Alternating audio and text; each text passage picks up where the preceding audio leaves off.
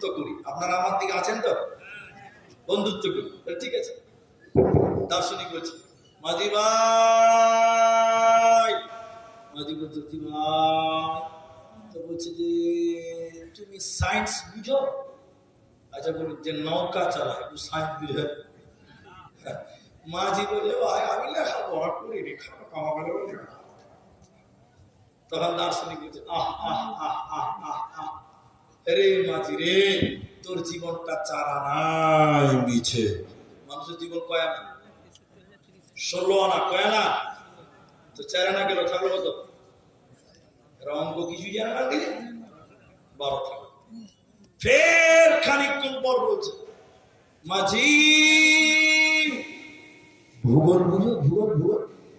মাঝি বুঝে ভাই আমি লেখাপড়া মসজিদ মাদ্রাসায় অঙ্ক কিচ্ছু জানি না।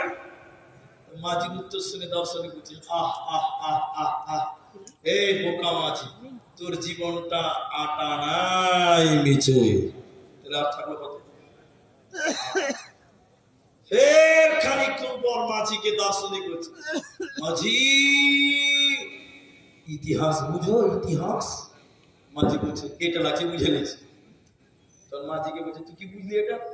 বলছে আমার শ্বশুর বাড়ি একদম নদীর ধারে, তো আমি যখন বিয়ে করেছি তো আমার শাশুড়ি মামাকে রাজহাঁস খিলিয়েছিল, ওই রাজহাঁসটা কি ইতিহাস?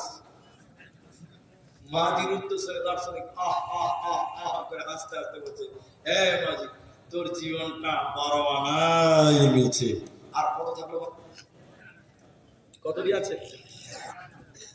এমন সময় নৌকা একদম নদীর মাঝখানে চলে গেছে।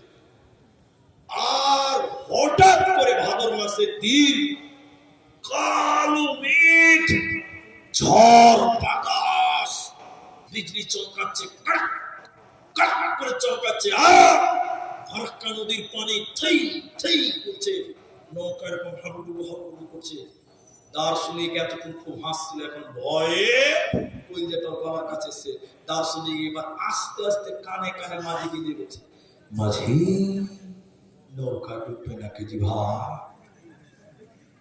এতক্ষণ খুব হাসছিল, এবার আস্তে করে বলছে নৌকা ডুববে নাকি জি ভাই? মাঝি এবার জামা গুটিয়ে বলছে ইতিহাস জানো?